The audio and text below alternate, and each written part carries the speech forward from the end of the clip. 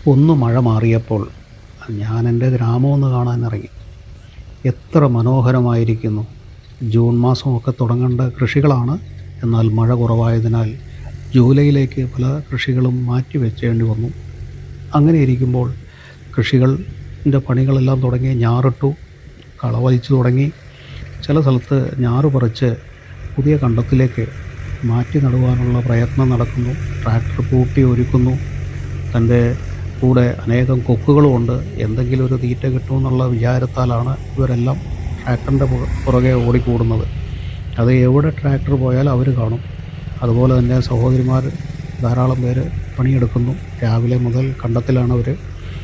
അപ്പോൾ അതിൻ്റേതായ ബുദ്ധിമുട്ടും പ്രയാസങ്ങളെല്ലാം ഉണ്ട്. എങ്കിലും ഈ പാലക്കാടിനെ മനോഹരമാക്കിക്കൊണ്ടിരിക്കുന്ന ഈ കർഷക ഗ്രൂപ്പ് എത്ര മനോഹരമാണ്!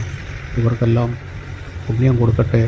ഈ പാലക്കാടിനെ സമൃദ്ധിയിലേക്ക് അടുത്ത വർഷവും നയിക്കട്ടെ. എല്ലാവർക്കും നല്ല രീതിയിൽ ഭക്ഷണമെല്ലാം ഉണ്ടാക്കി കൊടുക്കുന്ന ഇവർക്ക്, കൈകളുടെ പ്രവൃത്തികൾക്കെല്ലാം ദൈവം ധാരാളമായി അനുഗ്രഹിക്കട്ടെ ഇവരെയെല്ലാം. അതുപോലെ തന്നെ നല്ല മഴയെല്ലാം തന്ന് കൃഷിക്ക് ദോഷമുണ്ടാവാത്ത രീതിയിൽ മുന്നോട്ട് പോകുമ്പോൾ കർഷകന് സന്തോഷം, നാടിനും സന്തോഷം.